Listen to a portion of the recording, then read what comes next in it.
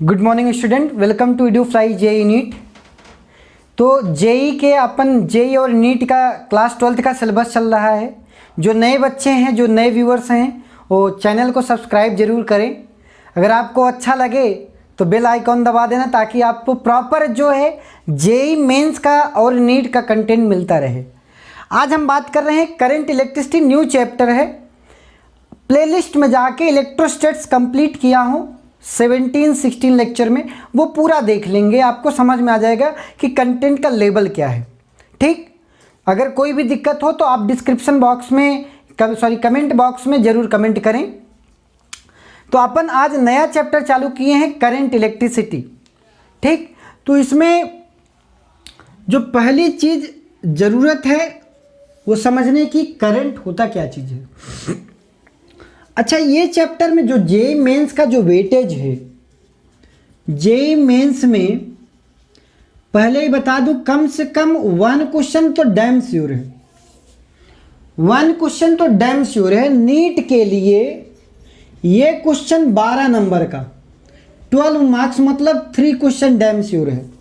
Minimum 3 question damn sure, maximum चाहे जो भी हो सकता है। तो 3 तो कन्फर्म है नीट के लिए, 1 कन्फर्म है जेई मेंस के लिए, तो इसको इग्नोर नहीं करना है। तो अब बात करते हैं करंट होता क्या चीज़ है। पहले यहाँ पे हम करंट लिखें तो करंट के बारे में जानते हैं। Current is basically rate of flow of charge, rate of flow of charge, rate of flow of charge. अब हो क्या रहा है कि करंट कहाँ पे फ्लो करेगी। Rate of flow of charge तो है सर, मान लो कि एक कंडक्टर है। क्या है? कंडक्टर। ये कंडक्टर है। इस कंडक्टर में अगर बहुत सारे, चूंकि फ्री इलेक्ट्रॉन्स होते हैं, they are free electrons, it moves to free, बहुत सारे फ्री इलेक्ट्रॉन्स होते हैं। ठीक, तो इनका जो रेट ऑफ फ्लो है, चार्ज का जो रेट ऑफ फ्लो है, that is I equal to nothing but dq by dt। इसको बोलते हैं इंस्टेंटेनियस करंट। क्या बोलते हैं? Instantaneous, instantaneous current dq by dt। एक होता है एवरेज करंट। ये एक्चुअली कैसे फ्लो होता है सर? ये इलेक्ट्रॉन्स होते हैं, क्या होते हैं? फ्री इलेक्ट्रॉन्स होते हैं। इनको अगर एक्सटर्नल इलेक्ट्रिक फील्ड में रखा जाए तो opposite to the direction of electric field move करते हैं। मतलब जो इलेक्ट्रॉन्स का इस पे इलेक्ट्रोस्टैटिक फोर्स लगेगा वो E इंटू कैपिटल U किधर लगेगा? अपोजिट लगेगा। तो इसका मतलब इलेक्ट्रॉन्स का फ्लो होना चालू हो जाता है। जो ये इलेक्ट्रॉन का फ्लो है इसी को बोलते हैं बेसिकली करंट। क्या बोलते हैं? Current sir. इसको बोलते हैं इंस्टेंटेनियस करंट। अगर हम बात करें एवरेज करंट की, that is delta Q by delta T। ये है आपके पास एवरेज करंट। कौन सी? Average current. किसी पर्टिकुलर इंस्टेंट पे जब आप करंट निकालते हो, that is called as instantaneous. अगर एक ओवरऑल एवरेज लेके करंट निकालते हो dq by delta Q by delta T, तो उसको बोलते हैं एवरेज करंट। बढ़िया। अब इलेक्ट्रॉन के फ्लो होने को ही क्या बोल रहे हो? करंट बोल रहे हो। Rate of flow of charge is known as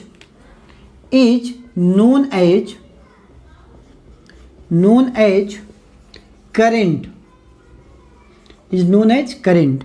अब बेसिकली करंट की यूनिट देखते हैं। Unit of current, unit of current. तो आपने पढ़ा rate of flow of charge, मतलब charge per unit time, charge per unit time. तो ये चार्ज की unit coulomb, coulomb per second, coulomb per second. बढ़िया। तो कूलम्ब पर सेकेंड को ही हम क्या बोलते हैं? करंट की यूनिट है। इसी कूलम्ब पर सेकेंड को ही क्या बोलते हैं? एम्पियर। साइंटिस्ट थे अपने एम्पियर साहब, उन्होंने rate of flow of charge basically current को डिफाइन किया था, तो उन्हीं के नाम पे एम्पियर पढ़ा था। क्या पढ़ा था? एम्पियर। एम्पियर को एक मैग्नेटिज्म में भी आप जब पैरेलल उसमें प्लेट में पैरेलल वायर के बीच में जब मैग्नेटिक फील्ड निकालते हैं वहाँ पे भी एम्पियर डिफाइन करेंगे, यहाँ पे भी अलग से डिफाइन करेंगे, वहाँ पे भी अलग से करेंगे। तो इसका मतलब क्या है, अब सर बात करते हैं कि यूनिट हो गई। अब बात करते हैं कि सर करंट स्केलर है कि वेक्टर, करंट स्केलर है कि वेक्टर। तो देखते हैं, current is neither scalar, current is neither scalar nor vector quantity, nor vector quantity. Current न तो स्केलर है न तो वेक्टर है, बल्कि एक टेंसर क्वांटिटी। कौन सी? Tensor, tensor quantity. अब ये कैसे समझा गया कि सर वेक्टर नहीं है? ऐसा एक्सपेरिमेंट किया गया और पाया ये गया कि मान लें कि आपके पास सर करंट ऐसे थी, इधर से 5 एम्पियर की करंट थी, सॉरी यहाँ पे 3 एम्पियर की करंट, और इनके बीच का जो एंगल है, ऐसे मान लें इनके जो बीच का जो एंगल है वो 90 डिग्री था, और यहाँ से 4 एम्पियर की करंट आपने डाली। तो यहाँ पे आपको पास रिजल्टेंट कितना आना चाहिए? 4 और 5 का, 4 एम्पियर और 3 एम्पियर का रिजल्टेंट क्या आना चाहिए था? 5 एम्पियर आना चाहिए था। अगर ये वेक्टर होती तो ऐसे होता, लेकिन एक्चुअली वो 5 नहीं आया, 5 नहीं आया, कितना आ गया? 7 एम्पियर। तो इसका मतलब क्या है कि ये वेक्टर लॉ को फॉलो नहीं करती। वेक्टर क्वांटिटी, वेक्टर अगर क्वांटिटी होती तो वेक्टर लॉ को फॉलो करती, ये वेक्टर क्वांटिटी नहीं है तो वेक्टर लॉ को फॉलो नहीं कर रही है।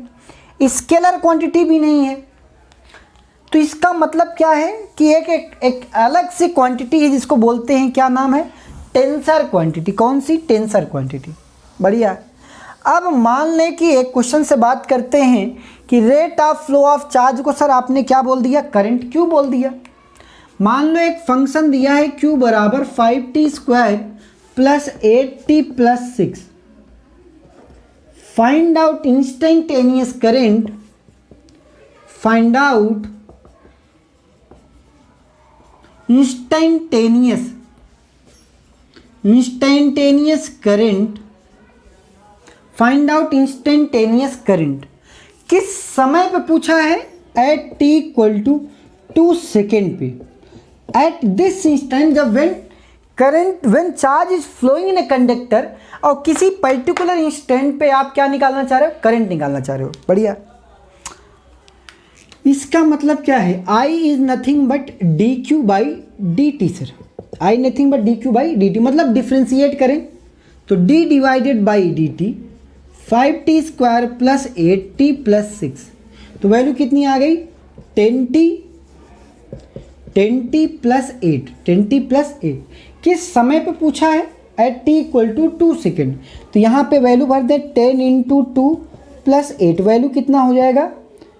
28 एम्पियर। कितना? 28 एम्पियर। ये इंस्टेंटेनियस करंट है। कौन सी? 28 एम्पियर इंस्टेंटेनियस करंट है। अब बात करते हैं कि मान लें कि आपके पास ऐसे भी इस पे कॉन्सेप्ट पे क्वेश्चन आते हैं, करंट इलेक्ट्रिसिटी का ही कॉन्सेप्ट। बेसिकली क्या हो रहा है, आपको आगे भी पढ़ाएंगे, यहाँ भी एक बार बता दे रहे हैं कि मान लें कि आपके पास सर्किट है, वो सर्किट में ही खेलने वाले हैं भाई, मतलब करंट तरीके से फील होना चाहिए। ठीक सर, ये आपके पास एक वायर ऐसे आया, एक वायर यहाँ से आया, यहाँ पे एक वायर ऐसे है, ये सर 12 एम्पियर की करंट, यहाँ से एक करंट आ रही है 6 एम्पियर की। तो यहाँ पे पूछा कि ये कितने एम्पियर की करंट होगी, यहाँ पे कितने एम्पियर की करंट होगी। तो तरीका ये है कि करंट किसी भी जंक्शन पे जितनी करंट आएगी उतनी ही करंट उस जंक्शन से वापस जाएगी। मतलब अगर मान लो कि इधर से 15 एम्पियर की करंट आ रही है तो यहाँ से भी इस जंक्शन पे 15 एम्पियर की करंट निकलेगी। मतलब जंक्शन पे कोई करंट रुकने वाली नहीं है। मतलब sum of all the current at a junction it is equal to sum of outgoing current from the junction. तो अगर मान लें कि इस जंक्शन की बात कर रहे हैं, यहाँ से कुछ नहीं लगा है, इधर से 6 आया, कहीं भी घूम के गया होगा, इधर से 12 आया, तो टोटल इनकमिंग कितना है 18 एम्पियर है। तो जाने वाला इस जंक्शन पे कितना होगा 18 एम्पियर की करंट होगा। कितना 18 एम्पियर की। इसका मतलब आगे भी इस चीज़ को हम किरचॉफ साहब ने केसीएल में बात किया था, किरचॉफ करंट लॉ, और इसमें ये बताया था कि इस लॉ में sum of incoming current the algebraic sum of the current at a junction is equal to 0। वहाँ पे अच्छे से इसको तरीके से एक्सप्लेन करेंगे। अभी के लिए समझ लें, अच्छा इस तरीके से करंट जो है किसी भी जंक्शन पे एक्यूमुलेट नहीं होती, एक्यूमुलेट नहीं। एक टर्म बात करते हैं जिसको बोलते हैं करंट डेंसिटी। क्या बोलते हैं? Current density. Basically current density क्या होता है, किसी भी जंक्शन पे किसी मान लो कंडक्टर है, किसी पर्टिकुलर पॉइंट P पे डिफाइन होता है, किसी पर्टिकुलर पॉइंट P पे डिफाइन होता है। क्या होता है कि इट इज रिप्रेजेंटेड बाई जे बराबर I divided by A cos of theta.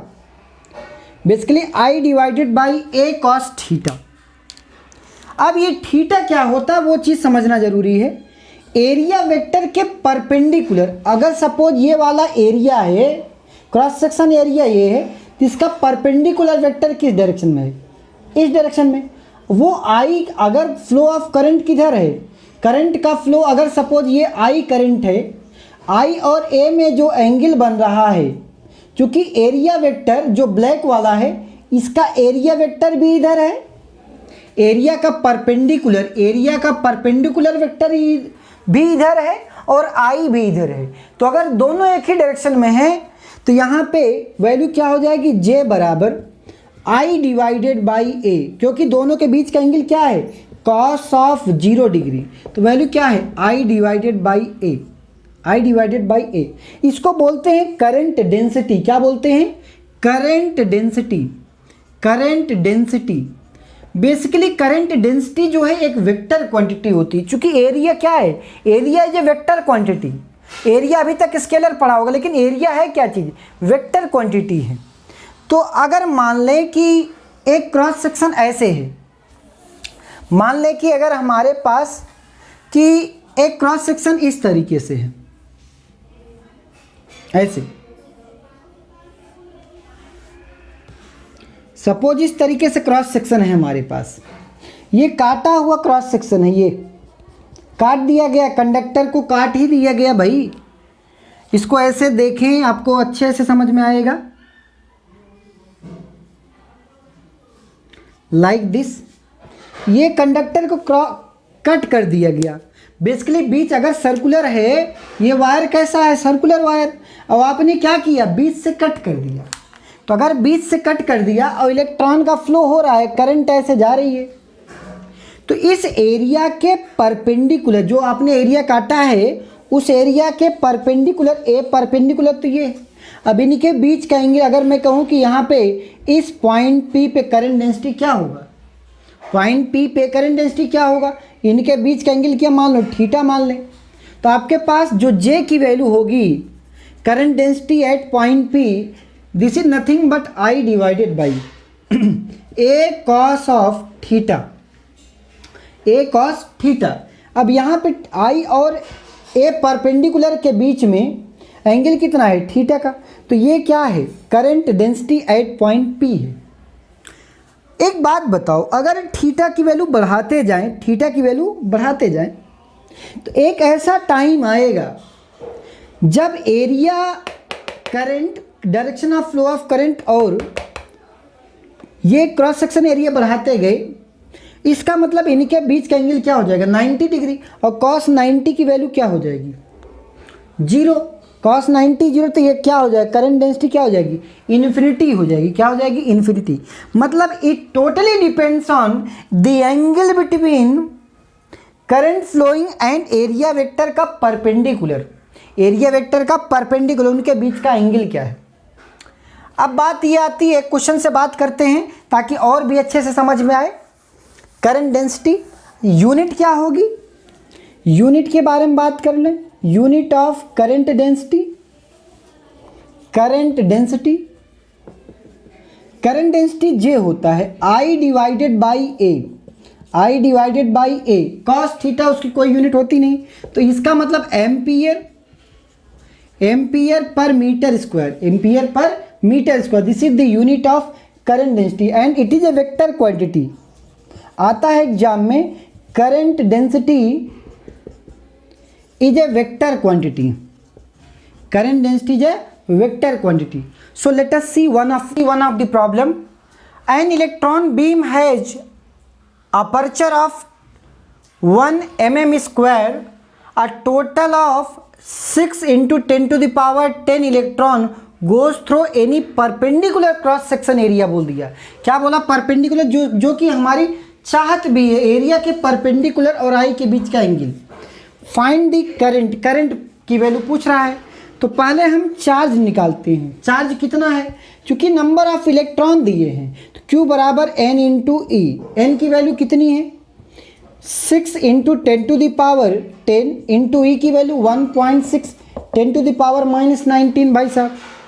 तो ये वैल्यू कितना, 1685 16 छक्का 96, 9.6 10 टू द पावर -9 आ गया। इतना कूलम्ब, इतना कूलम्ब आपके पास क्या आ गया? चार्ज आ गया सर। बात ये है कि हमें चार्ज तो पता है, करंट चाहिए, तो I बराबर क्या, dq बाई dt हमने पढ़ा है सर। तो dq की वैल्यू, चार्ज कितना जा रहा है, ये 9.6 10 टू द पावर -19, कितने समय में, पर सेकेंड बोल दिया है, पर सेकेंड, मतलब इन 1 सेकेंड वैल्यू कितनी हो जाएगी, 9.6 10 to the power -19 ampere, 9.6 10 to power -9 ampere से। बढ़िया, ये करंट आ गई, क्या आ गई, करंट। अब बात ये है, दूसरा चीज पूछा, current density of the beam बताओ। क्या बताओ, करंट डेंसिटी ऑफ बीम। तो जे बराबर आपने क्या पढ़ा, I divided by A cos of theta. Theta is the angle between current की डायरेक्शन में और एरिया वेक्टर के परपेंडिकुलर। एरिया वेक्टर, अगर एरिया वेक्टर ये है तो उसका perpendicular in the direction of current होगा। इसका मतलब क्या है, दोनों के बीच में एंगल क्या है, 0 डिग्री। भाई साहब अगर ये मान लो क्रॉस सेक्शन एरिया ये है, इसका परपेंडिकुलर डायरेक्शन तो यही होगा, ए परपेंडिकुलर इधर है और करंट भी इधर है, तो इसका मतलब इनके बीच का एंगल क्या है, 0 डिग्री। तो I divided by A, I की वैल्यू क्या है, 9.6 10 to the power -9 divided by area, कितना एरिया है, 1 इंटू 10 पावर -3, मीटर में इसका स्क्वायर कर देंगे, मीटर स्क्वायर में, क्योंकि एम्पियर पर मीटर स्क्वायर जो है क्या है, यूनिट ऑफ करंट डेंसिटी जे होती है। तो वैल्यू आपके पास क्या आ जाएगी, 9.6 10 to the power -9 divided by 10 to the power -6, ये ऊपर जाएगा तो 9.6 10 टू द पावर -3, इतना क्या, एम्पियर पर मीटर स्क्वायर। किस आपके पास क्या आ गई, करंट डेंसिटी जे आ गई। क्या आ गई, करंट डेंसिटी जे। तो मेरे प्यारे बच्चों, आज जो बेसिक लेक्चर है करंट का वो आपने सब कुछ समझा। अगर आपको कहीं भी कोई भी पॉइंट में डाउट हो तो कमेंट बॉक्स में ज़रूर कमेंट करें। तो अगर चैनल सब्सक्राइब अभी तक नहीं किया तो प्लीज़ सब्सक्राइब कर लें। तो मेरे प्यारे बच्चों, आज के लिए बस इतना ही। Thank you all.